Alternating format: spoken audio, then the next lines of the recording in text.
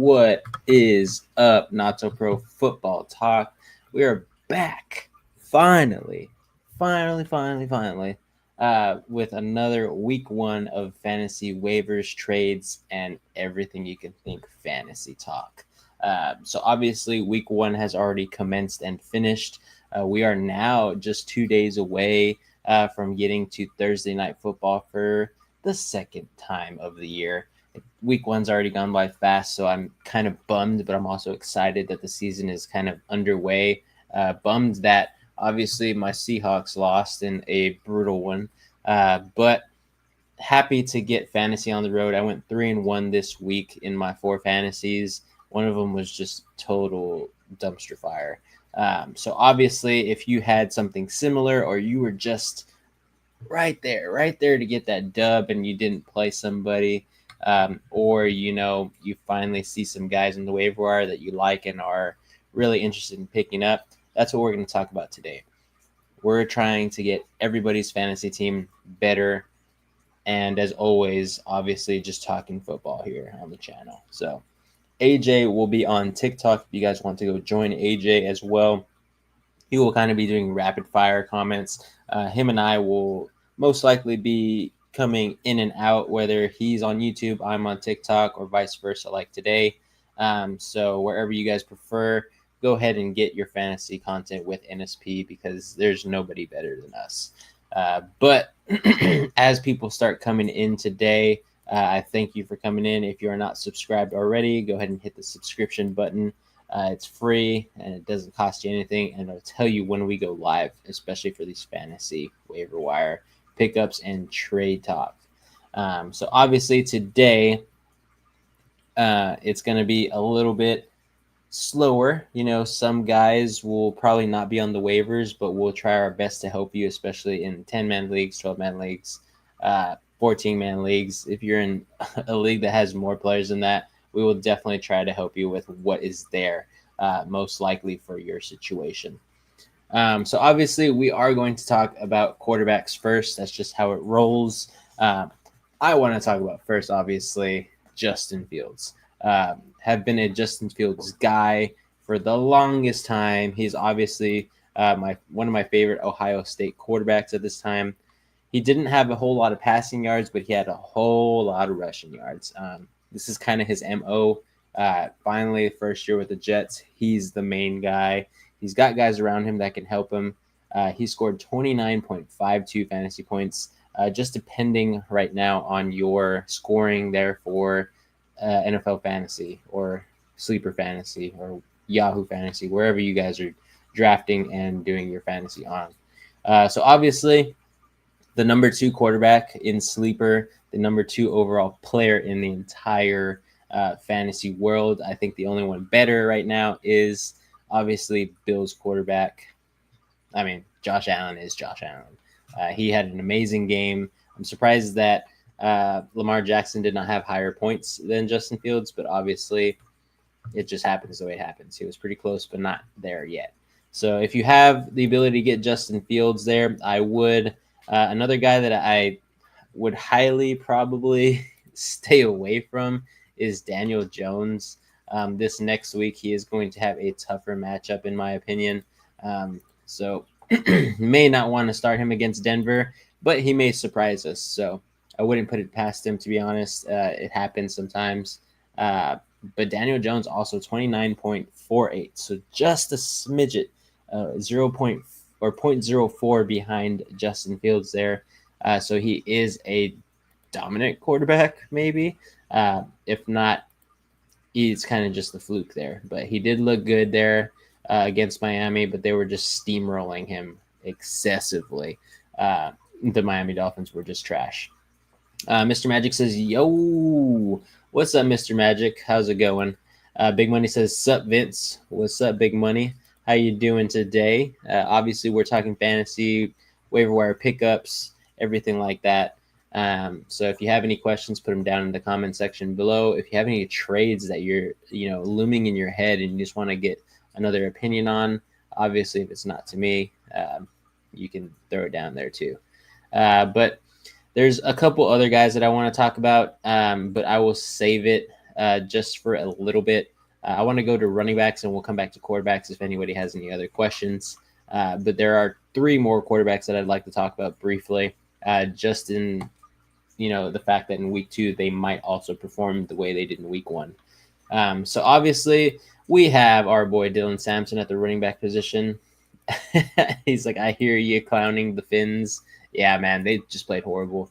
They better get something under control, or just like I said in the week 1, where it all begins, my NFL rankings. I think the Dolphins need to clean house. They need to get draft picks. They need to get younger. Obviously, getting rid of someone like Tyreek Hill, probably Tua. I just don't think it's going to work out there with the situation that's going on. They need a new head coach, in my opinion, and they just need a whole restructure from the defensive line and offensive line out. You can get a few spectacular players here and there, but just run with the guys that are under contract and that are under the age of 26, in my opinion. But Dylan Sampson, he did very, very good. Obviously, he looked like he was the lead back here. It is what it is. In my opinion, I think it's just how it's going to be until obviously Quinshon Judkins comes into play. Jerome Ford just did not look good, and they did not use him like a running back 1. So shame on me for having him starting in 1 league. I think I got like 2 points out of him. It was horrendous. But Dylan Sampson, young, 20 years of age, a stout running back, pretty quick, but mostly was a receiving back this year or this week. So obviously 8 targets, 8 receptions. He went 8 for 8, which is pretty good. 64 yards. So no touchdowns, but he had 17.3 fantasy points just because of all that catching ability there. 12 rushing attempts for 29, so I don't think rushing is going to be in the cards there for the Browns unless Quinshon Judkins can change that. But Dylan Sampson is a good guy to pick up for possibly 1 more week of good fantasy output until Quinshon Judkins comes to play. Obviously, if you have the chance to get Ja'Cory Cross-Merritt, we'll call him JCM, he's pretty good in my opinion, and this is more of a true running back here. He really did not have anything to do with the passing game. It was mostly Eckler and obviously passes to wide receivers. But JCM did very well. 10 rushing attempts for 82 yards. That's an 8.2 yard per carry average with a touchdown to add it in. 15 points there. So if you have the ability to get him, he's rostered in 77% of rosters right now. So only pretty much 23% of rosters there that you could probably get him in. But Big Money Joe says Chase for Egbuka and Chase Brown.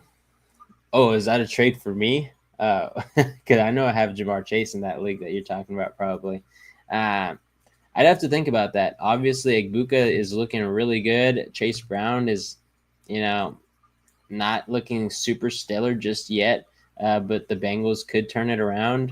I think I'm going to stick with Jamar Chase probably for right now. Week 1 was not his true output, but having Joe Burrow and Jamar Chase on the same team kind of puts me at a disadvantage, but it also can put me at an advantage because both of those guys have the opportunity to go for 25 plus. So from just 2 players, I could get 50 points. So I think I'll hang on to that for now. Nino says, would you grab Boot? Keyshawn Boot, I was about to talk to him about him in the wide receiver section with a number 1 priority.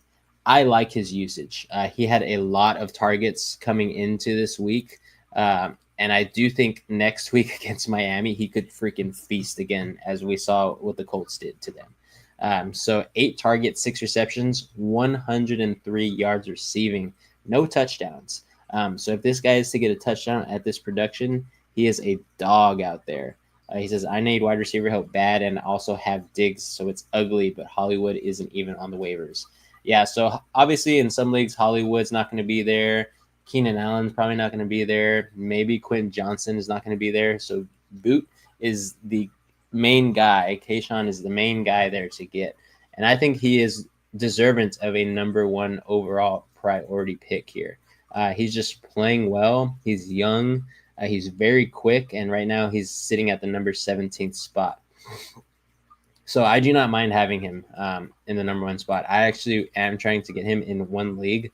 and that's the Dynasty League. I think if I can grab him, I do see Drake May using this guy until they are drafting other wide receivers, because I don't think Diggs is the long-term solution there, as we saw in week 1.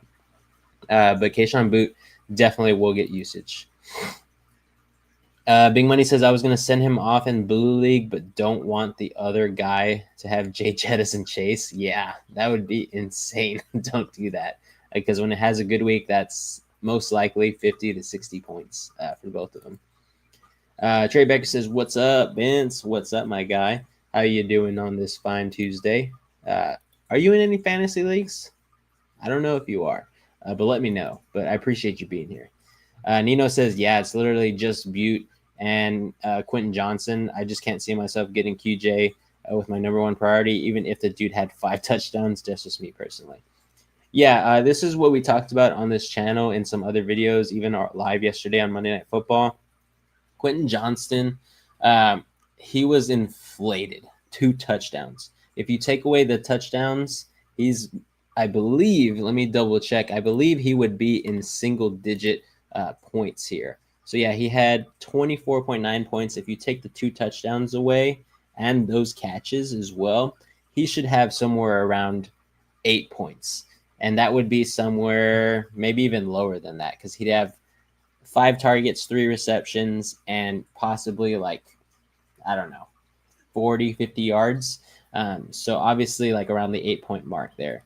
But he had 7 targets, 5 receptions, and 2 touchdowns, along with 79 yards receiving.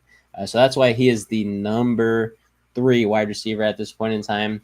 Played amazing. He was the number 1 wide receiver at one point in time. But obviously he got usurped there. I have him on waivers in 2 leagues, but that's just because I need help, and I don't know if he will ever play, but it's always good to take the chance just to see if his production moves up, because I do think the Chargers are going to be a passing team, but they were just heavily passing against the Chiefs in week 1, especially in Brazil. They wanted to make a statement over there. Trey says, nope, I need to next year maybe. Yeah, man, let us know. We have a bunch here. Obviously on sleeper is what we usually use, but we're open to use something else if you feel comfortable with it. But just let us know. We have a bunch of leagues that you can join here. Mr. Magic says, trade Brian Thomas Jr. I'm assuming that's what he means. BTJ, Pacheco, Keenan for Puka, and ETN.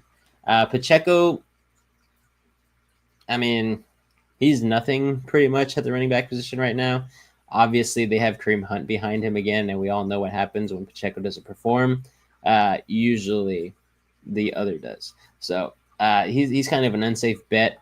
But Brian Thomas Jr., I think this was just an off game, to be honest. They really weren't looking his way. I think he had 1 freaking target the entire game until we got to the 4th quarter there, and they gave him a run.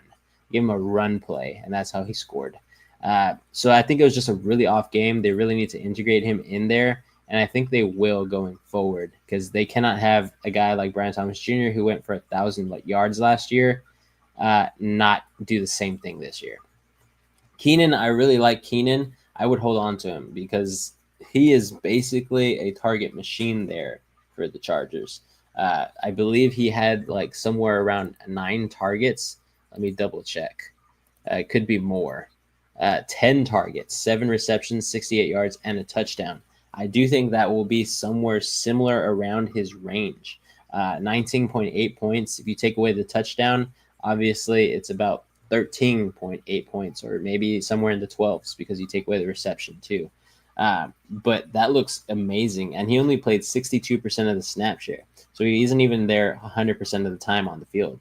But when he is, they're looking his way. So I do think that obviously right now, Justin Herbert is comfortable with him, and he's the number 10 receiver. I would keep him. Puka is great, but again, the Rams offense looked also a little dysfunctional. I just don't know about week 1, but a lot of divisional rivals, a lot of tough matchups, and I think that's really what it is. Week 2 might be the actual time to kind of assess again if your guys are worth holding on to, but you spent a lot on those guys for Brian Thomas Jr. ETN is looking like he's going to be the main back there, but I just don't know how much I trust him.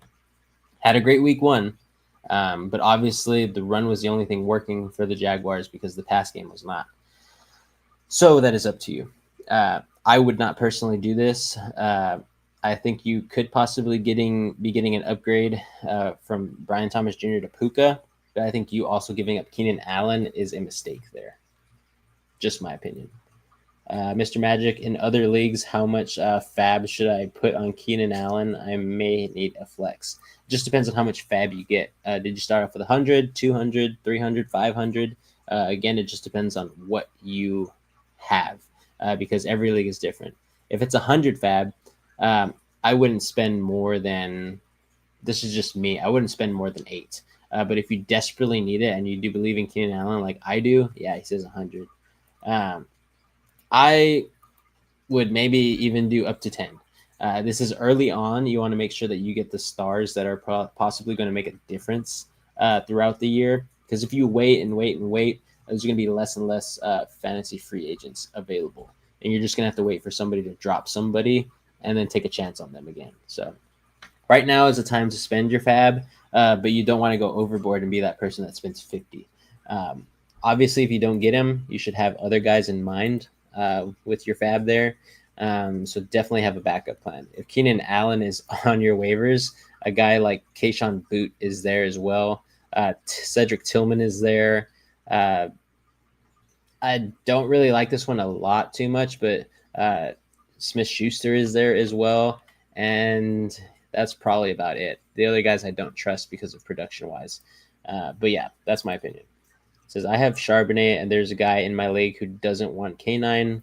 Should I try and get him or avoid? I would just keep Sharp. In my opinion, I think Sharp is going to be the most utilized running back there for our scheme fit. Obviously, K9 will be the ground and pound guy, but Sharp is also a guy who is just an all-around guy. He can catch the ball very well. So can K9, but Sharp just has a different thing about it where I don't think too many teams pay attention to him because he's not the solidified starter. I do think after a few weeks, they will start looking at Sharp like a real gem player and really try to kind of target him a little bit more from the defensive standpoint. But right now, Sharp is the more valuable running back in Seattle. I've said that throughout the preseason. I told people to stay away from K9 because he's an injury risk, and he's also sometimes very inefficient. Let's see. Mr. Magic says, I have Kittle on IR. I don't know which tight end to get out of Fannin, Johnson, Strange, and Goddard. The safest bet is Goddard. Goddard has probably the most output, in my opinion, from Jalen Hurts. 7 targets, 7 receptions, 44 yards, 83% snap share. So he's never going to get out-snapped by anybody on this roster. Obviously, there's Grant Calcaterra, who was making headway last year, but he's just not that guy. So that's my safe pick. Johnson is my boomer bust pick because, again, the Saints could just be totally irrelevant again sometime in week 3, week 4, maybe even week 2 against San Francisco. So Juwan Johnson is on a, for lack of a better term, crappy team. And sometimes with a crappy team, you're going to get crappy results. So Juwan Johnson went off 15.6 points. I really like him going forward because of the amount of targets he had, which was 11, 8 receptions, 76 yards, a great tight end. But again, on a crappy team. And his next slate of games here is San Francisco, Seattle, and Buffalo. Buffalo may not be the best against tight ends, but they have a good defense. And if they get pressure, they're on Spencer Rattler. They could make his life hell, as well as Juwan Johnson, because if the quarterback can't get him the ball, then that's just what happens. But they played against the Cardinals, so you have to remember that. The Cardinals' defense is a, for lack of a better term, a stitched-up defense because it's just a whole bunch of different fabrics put together to make a blanket, and it's not the best blanket. So obviously I don't believe highly in the entire team of the Cardinals, but definitely not their defense. The defense is not it. So that's why they were getting dotted up by Spencer Rattler and company. Which defense on paper is better Niners or Rams, on paper, I think the 49ers defense is. You see a lot of young stars on there, but they're good. They're second, third year guys, a little bit of some rookies mixed in there, like one or two of them, I believe, that rotate. And the Rams are just an older unit, in my opinion. So if I were getting them for fantasy purposes, I would probably go, in my opinion, with the Niners. They played pretty well against the Seahawks. I was pretty excited for the Seahawks to get out there. But if you're looking for that solidified, older, more wise defense, I do think that you should go with the Rams. Obviously, the points there, I don't think we're too far off with the 49ers and the Los Angeles Rams. Let me search up the 49ers because they're obviously not available in one of my leagues. But yeah, 16.5 points for the 49ers there. And then I believe it was somewhere around 15 for the Los Angeles Rams. 15.5. So obviously, in my opinion, I like the 49ers there. If they're available for you, I would definitely do that versus the Rams. But on paper, I do think the 49ers are the better squad there, especially after playing them. But again, guys, for those of you watching, if you have any comments here on what you should do for waiver wire pickups, trades, let me know down in the comments. I will answer them as quickly as possible. But back to some quarterbacks here. I told y'all that I was going to come back here. One guy I want to talk about is Aaron Rodgers. I don't want to elaborate too much on it. They were in a passing frenzy because this game was just a high-flying one. Defenses were not really the best, in my opinion. They do have two good defenses, but they were just chefing them both up, the Jets and the Steelers both. So 244 yards passing, 4 touchdowns. It's insane. So that's why his stuff is so inflated. I don't see Aaron Rodgers getting 4 touchdowns every single game, especially not going into this next week against Seattle. I may be biased, but I do see him getting at least 2 touchdowns. But if you take away the points of those extra 2 touchdowns, obviously he's not in the 20-point range. He's more in like 16, 17 range. And that's where I think he'll float, possibly getting a 20-point game here and there, just depending on his rushing ability, which is not the best at 41 years of age. So Aaron Rodgers, I would tread lightly. I do think if you need a guy just because of an injury or just because you're not happy with what you have, definitely get him. But a guy that I'm really excited about is Michael Penix Jr.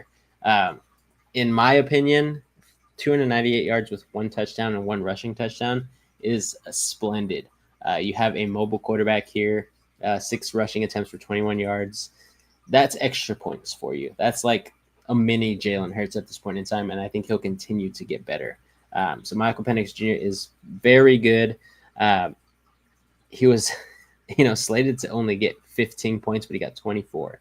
If you take away one of his touchdowns, obviously he goes down to 18 or around the 20 range. But I think 1 passing touchdown and 1 rushing touchdown is not so far out of the ordinary that I don't think Michael Penix Jr. can do this on a week-to-week basis. He went against Tampa Bay, high-flying offenses.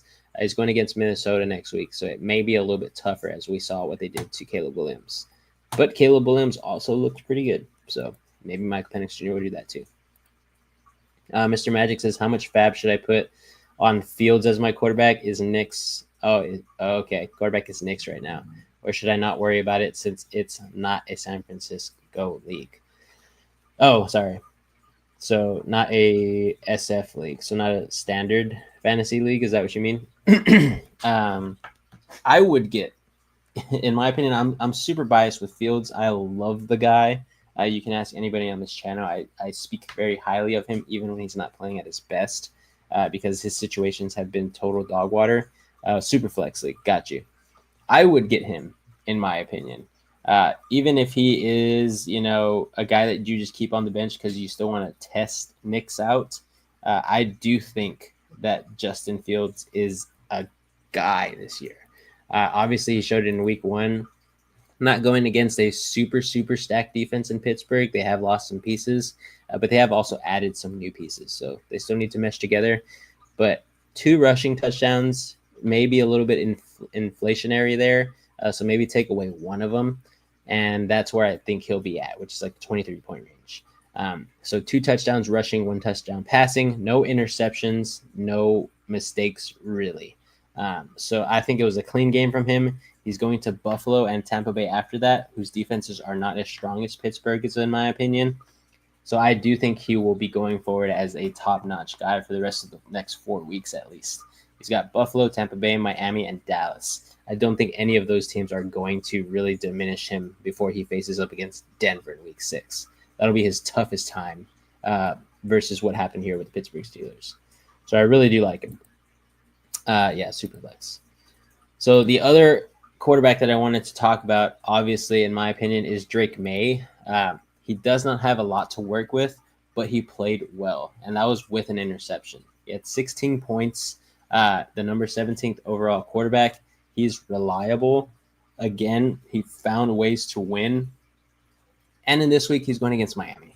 It should be a little bit of an easier game for him versus what they did against the Raiders. I do think the Raiders' defense is better than Miami's defense at this point in time. So I do think Drake May might be a sleeper guy, especially if you can't get Fields, if you don't trust Aaron Rodgers, if you don't trust Michael Penix Jr., or you're just a Patriots fan. I don't think Drake May is a bad guy to have. So if he is on your radar there and he's on the waiver wire for some reason, you might as well get him. Obviously, we picked up Ollie as a handcuff, but is he droppable after what we saw week 1 already? I don't mind. Obviously, those guys are always a kind of like a dream come true if they work out, but obviously most of the times they don't. So I think Ollie is okay to drop. But again, if you don't really need to drop him, you might as well keep him 1 more week. Maybe Miami fixes it against, a division rival. But Drake May, yeah, fire for sure. I really like the way he functioned in that game. A lot of young quarterbacks are functioning really well right now. Caleb Williams, Drake May, Justin Fields, not so young anymore, but Jaden Daniels played pretty efficiently for the second half there. So again, a lot of young quarterbacks are making a name for themselves. He says, would Charbonnet and Pollard work for JT? Yeah, I would grab JT. I don't remember exactly how many points he got, but let me check. Because in my opinion, Jonathan Taylor is a workhorse. So 12.8 points. Obviously not this week, but I do think his toughest stretch right now will be in this first half. So maybe you sleep on it, but he is projected to get 15 to 20 points at the minimum every week. Do I think Pollard will do that? No, I had him last year, and he would barely get me 8 to 12. Sometimes on the high end 15, but that's wishful thinking. Charbonnet, he's a little bit more consistent in my opinion, but then again, we are in a committee running back room. So I think if you can get JT, I think it's pretty smart, but that's just me. I think getting a superstar like that and a guy who can do it all, he can catch the ball, he can run the ball. He was pretty efficient, 18 attempts, 71 yards, just around 4 yards per carry. Just wasn't utilized as much as he probably should have been because the Colts were playing from behind. But that's just what happens, I like that trade, though. I definitely do. But let's see. I think I already went over the last quarterback there.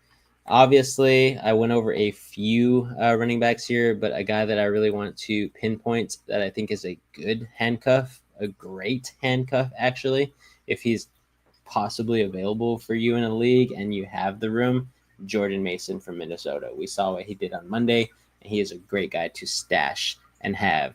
Only 8.5 points, but is because he had no touchdowns. Nobody had touchdowns for the Vikings in the rushing game except for J.J. McCarthy.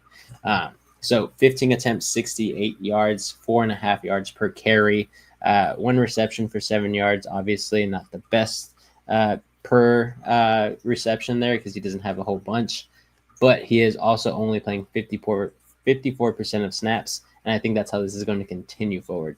Another committee, but he is much more efficient right now than Jones is. I hate it for Aaron Jones, but he is looking a little bit older in my opinion, and Jordan Mason is a fresher guy, a bigger bodied guy at 230 pounds, a bowling ball, and he's ready to roll. So I do like Jordan Mason if he is there for you. Other than that, we are running a little low here on some of the guys that you could pick up, but I'm sure some people will kind of come out of the woodworks. We did see Rico Dowdle, I believe, have a little bit of some playing time there for Carolina, but then again, that's in those deeper leagues for you if you really need to. Scattaboo, not a whole bunch, 12% of the snaps played. So not a guy right now that you really want to work with, especially with the way that offense is working. I mean, total doo-doo in my opinion. So I do believe that there will be some running backs come in. There will be injuries this year. We don't wish upon injuries, but sometimes they happen. So definitely be vigilant. If you hear anything about a slight injury with a running back, go after they're handcuffed, especially in those practices. Keep up with everything because that's the way you win your league. Mr. Magic says, wait, how much fab did you say on Fields? Because I'm going to put some on Keenan. I said 10 on Keenan. I would say just about the same for Justin Fields. I might even go 15 just because quarterback is pretty valuable to find a guy who's a dual threat like that.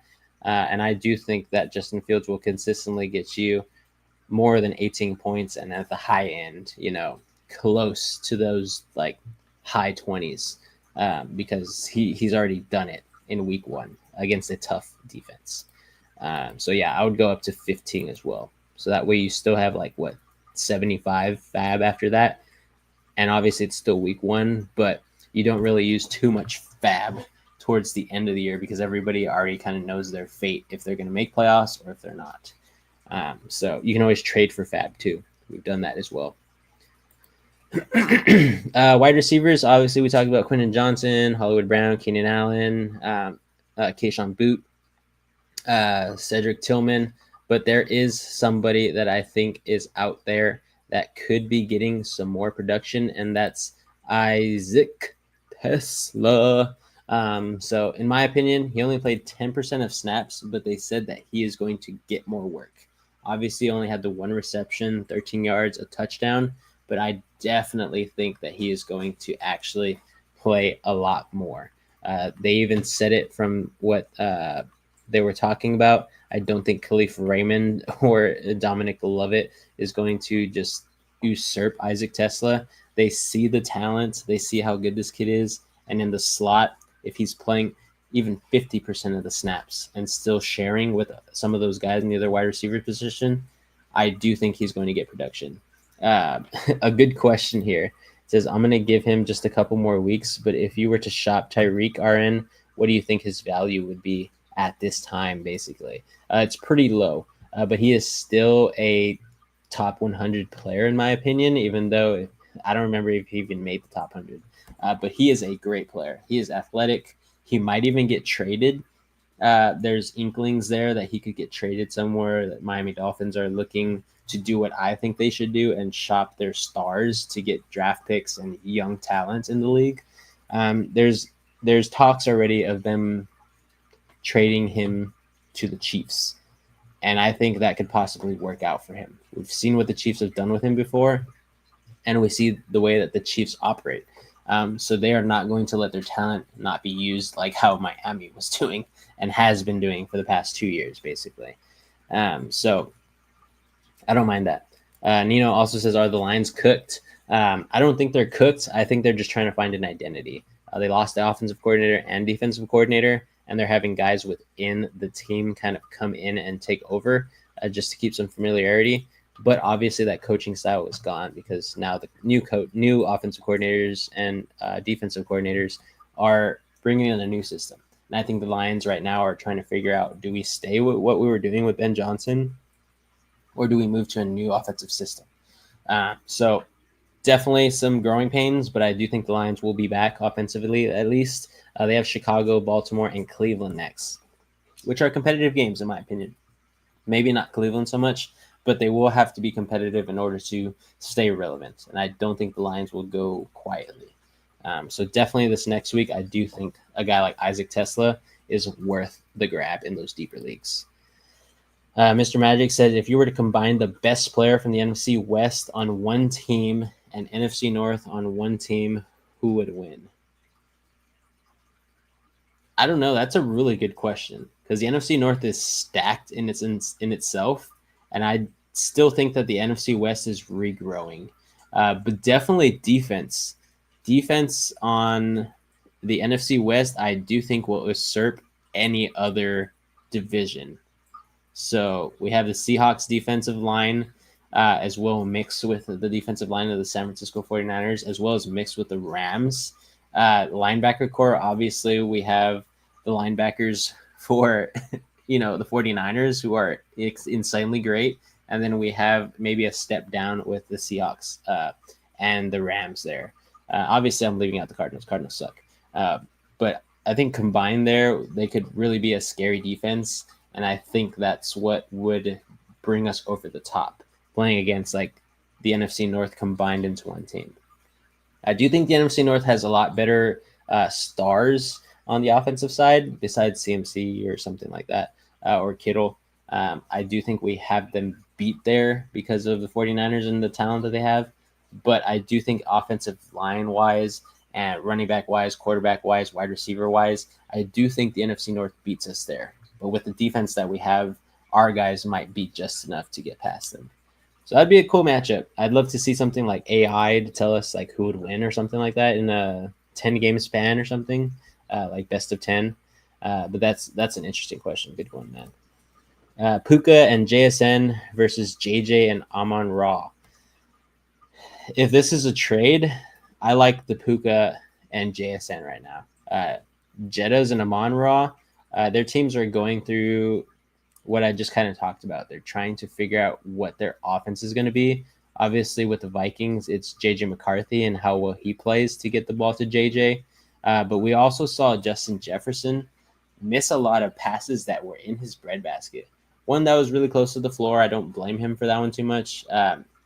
But one that he went up for and went straight through his hands. So I don't know what's going on with him and CD. Maybe doing too many NFL commercials or something and taking their eye off the ball, literally and figuratively. But I do like Puka and I do like JSN. They get more targets, in my opinion, at this point in time on their team because they are the prime focus. It seems like Amon-Ra and JJ Jettas are not the prime focus because of the offensive switch up with coordinators or quarterback. So it's definitely interesting to say that right now, but I do like Puka and JSN at this point in time. So, but yeah, Isaac Tesla, guys, I think he is a really big sleeper. Another guy you could even look at in those deeper leagues is Olamide Zaccheaus for the Chicago Bears. I do think he is, getting a fair amount of production. I think he had 8 targets, 4 receptions. I don't know the yardage. But yeah, I do like those guys. I personally have Deontay Thornton from the Las Vegas Raiders stashed right now. He only got 2 receptions, but plays 60% of the snaps for the Raiders. He is basically a rotational guy at the X. He gets rotation there with whoever comes in, whether that's Jacoby Myers, Trey Tucker. It just depends on the scheme. But Dante Thornton will get a lot of passes there. He's only owned in 39% of leagues, and he could be a guy that you could grab. But again, my favorite place, guys, have not talked too much about this, only in questions, but tight ends. I'm going to spend the rest of my time here to talk about tight ends just because I love them so much. I drafted in one league Kittle and McBride, and didn't work out for me week 1 because now Kittle's hurt. But I still believe in McBride, and when Kittle comes back, I do think they're going to be a pretty good dynamic duo. So keep y'all posted on what happens there when he gets back healthy. But Frizzo says, yo, what up? What's up, my guy? How you doing? Nice to see you in here. Any fantasy questions, let me know down in the comments and I'll answer it. He says, all I got is Mark Andrews. I need a tight end for sure. Well, you came at the exact right time, my guy, because I'm just about to hop into it. Obviously, everybody knows about Juwan Johnson. My only knock on this is that he's on the New Orleans Saints. They're going against San Francisco this week, so he may not be the guy to pick up. But if you have an extra spot, I would. For your case, Brazil, I'm looking more at a guy like Dallas Goedert if he's there, Hunter Henry if he's there. Those guys that are getting the massed production and are going to stay getting that mass production. Goddard, he was 7 for 7, 7 targets, 7 catches, 44 yards. 11.4 points. That's what he's going to average on a week-to-week basis. He is a prime target for Jalen Hurts, especially on those check down type of routes, as you can see with the yardage. But in PPR leagues, that's exactly what you need. Same thing with Hunter Henry, getting a lot of target share. 8 targets, 4 receptions, 66 yards. So a little bit of a higher level there with the route running than obviously Dallas Goedert. But Hunter Henry is 30 years of age. That's usually a great time for tight ends for some reason. Good blocking guy, 93% of the snaps. He is not going to get outsnapped by anybody. So Hunter Henry is also a guy you can grab there that will for sure get you around that 10-point range. Probably nothing less or nothing more, nothing less. A guy to watch out for, obviously, Michael Mayer. He is very underrated, but Pete Carroll loves this guy. He calls Brock Bowers and Michael Mayer the two-headed monster. They're both tight end ones, tight end 1A, tight end 1B. Obviously, we know who 1A is, but Brock Bowers might be dealing with an injury here. He's questionable with a knee. We are getting some updates here and there, and it looks like he should be able to practice and get back into the game. But how much are they going to keep him there? I don't know. In those deeper leagues, I would maybe go for Michael Mayer. He had 7.8 points, 4 targets, 4 receptions, 38 yards. Obviously, no touchdowns, but he is getting the ball. Geno Smith does not discriminate. Whoever's open, he's going to throw the ball to. So I really like that about Geno. Loved him as our quarterback, and I wish him the best with the Raiders here. Some other guys who are getting a lot of production, in my opinion, who are way down there. Jake Ferguson, if he's there, obviously a tough matchup against the Eagles, but he is getting the production, 6 targets, 5 receptions, 23 yards. Not a lot of points at this point in time, but obviously getting that usage. Another guy who's very sneaky, in my opinion, I think Noah Fant with the Cincinnati Bengals. Obviously, if Jamar Chase is having a hard time, T. Higgins is having a hard time, Noah Fant is going to be there somewhere in the flats or something.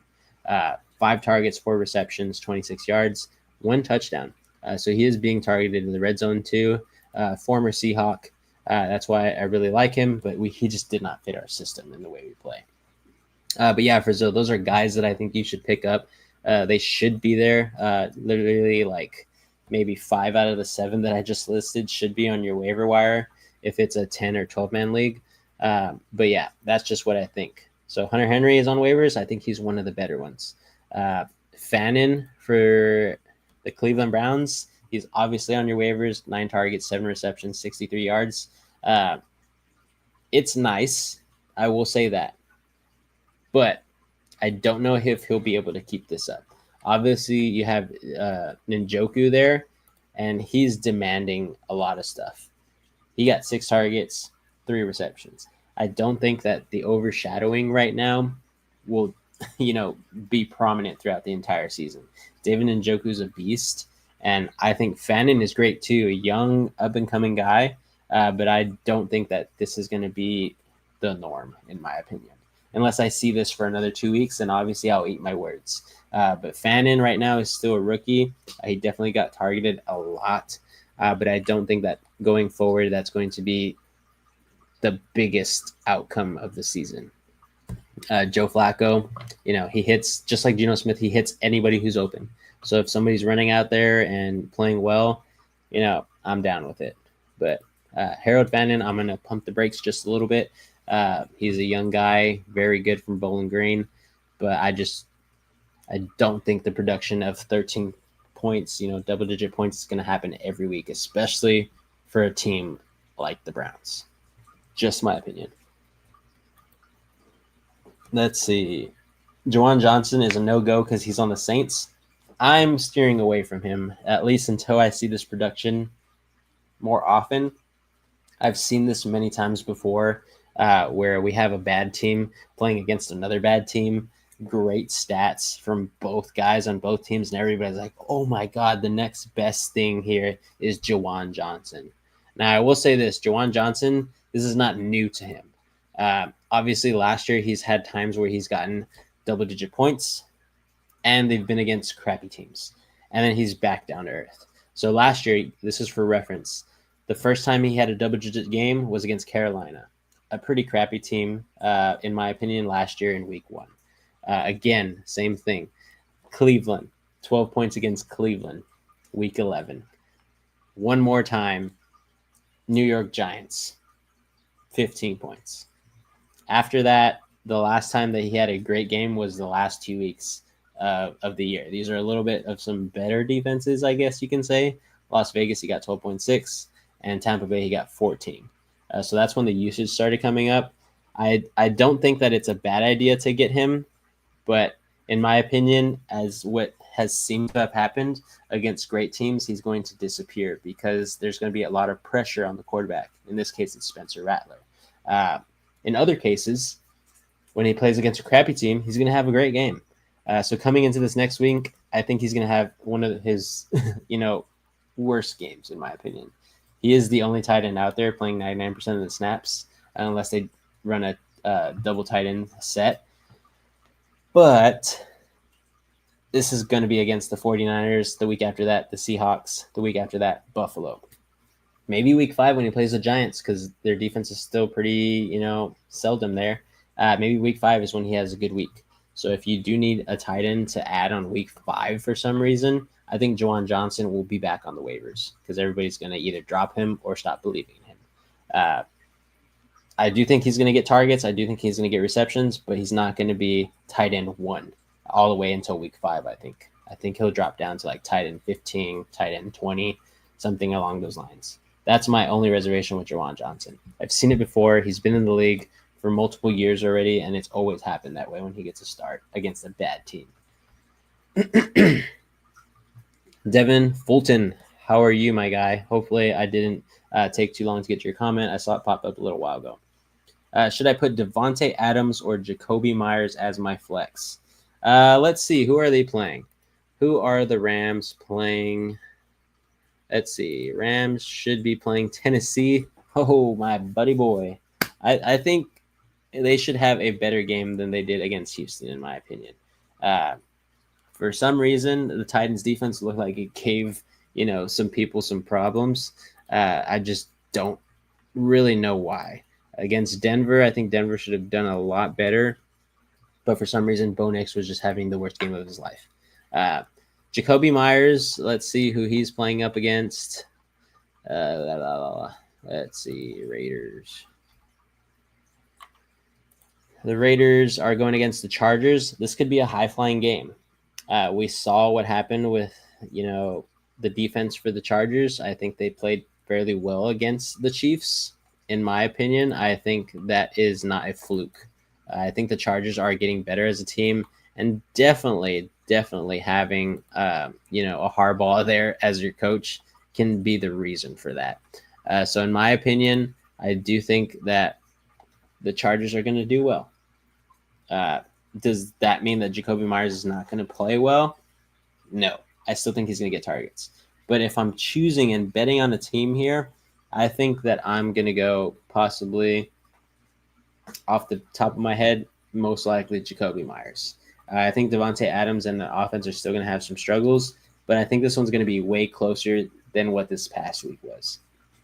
So in my opinion, I'm going to go with Jacoby Myers as a safe bet, but Devontae Adams may overshadow him. And if he does, then you know who your starter is going forward because Devontae Adams is back, hopefully. But let's see. Frizzell says, would you start Juwan Johnson over Mark Andrews, though?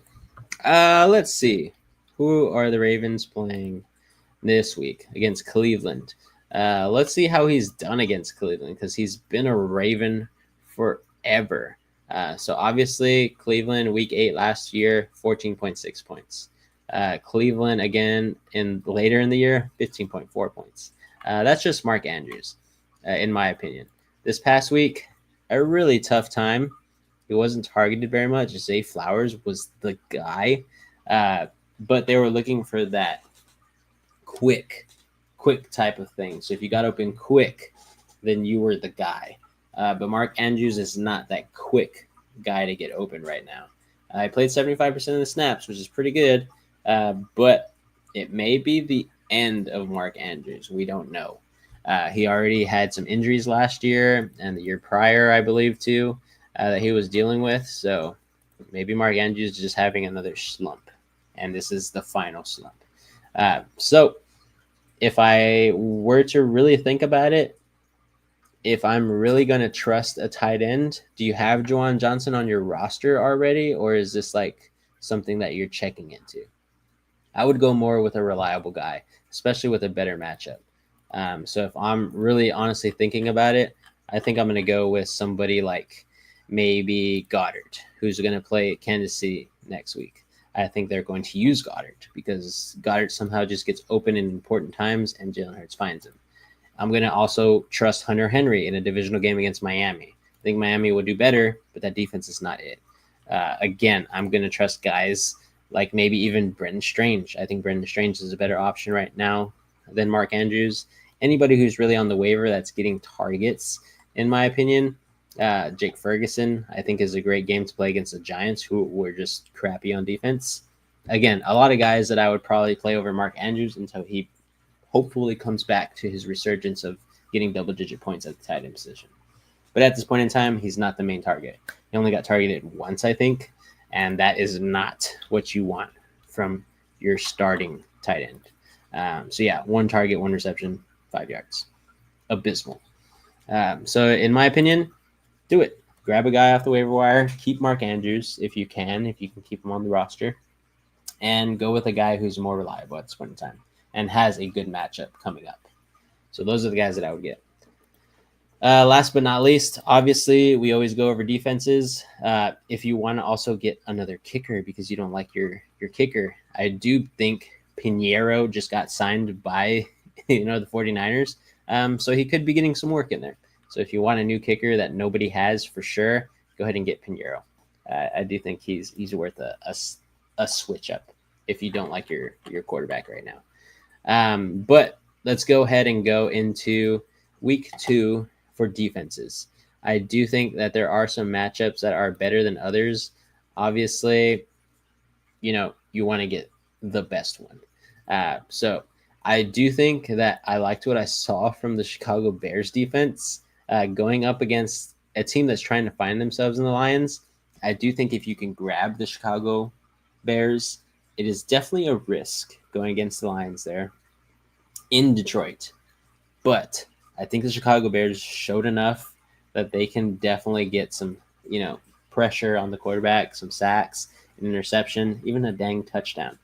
We saw what happened with pressure against Jared Goff, and I do think that the Chicago defense can actually continue to do that versus the Lions. So that is one of the teams that I think you can definitely play. Another one might even be, I'm going to go with it. I'm going to go with the Los Angeles Chargers against Las Vegas. I think another divisional game. They didn't score big points in this last one, but I do think that the defense could play well enough to get some decent points, and nobody's going to want to grab them. So I think that's another one. Maybe even the Dallas Cowboys. If you have the availability to get the Dallas Cowboys, I know their defense didn't look stellar, but they're going against the New York Giants. So really, it's just looking for those teams that are doing really crappy and finding their defense. So those are three defenses that I think will play well that I see here on our waivers. That's just how I think. If you want to target rookies, guys like, defenses like the Rams who are going to go against like somebody like Cam Ward this week in Tennessee, I think that's also a guy. You just bully the rookie. And sadly, that's just how it is with defenses in fantasy. They got some turnovers there in this past game, and I think they're probably going to get some turnovers against Cam Ward too, or at least get some sacks on him. So other than that, guys, that is all for me. I hope you got some good information here from the waiver wire trades and etc. that we talk about here for fantasy football. But that will be it. If you have any last second comments before I end here, I will answer it. But if not, make sure to go ahead and hit the like button, hit the subscribe button if you're not subscribed already, especially you, Devin Fulton, if you aren't subscribed yet. But if you are, thank you very much, sir. Other than that, we do have our fantasies going on right now. We also have a pick'ems where we pick every game against the spread. So obviously, for reference here, let's say that the Jags who are playing, the Cincinnati Bengals. Or let's go to the Thursday night football game. Yeah. Packers are favored by 3.5 points against the Washington Commanders. You would choose, do you think the Packers will win by 4 or more? Then you choose the Packers. If you don't think that and you think maybe the Commanders will be within 4, still lose the game, or they're going to win the game outright, you would choose the Commanders. Whoever gets the most right, obviously, gets a point there. So we do that for every single game, every single week. It's a great way to kind of get into the community here. So if you are looking for some pick'ems action with no cost at all, go ahead and join our Sleeper League. Join down in the Discord below so you can get that link from us. And other than that, guys, as we always say here, we hope that your fantasy week goes well this year or week and then throughout the year. But for now, that'll be it from Waiver Wire. If you have any questions, leave a comment down below. We'll answer it as quickly as possible. If you want to answer it quicker, join the Discord down below too. And that's where we have our community that answers for us, just as we would for you too. We'll be there too. So if we don't get to you first, our fans will, and we usually are thinking alike. Other than that, guys, thank you so much. Hit the like button, hit the subscribe button. And as we always say, keep on grinding.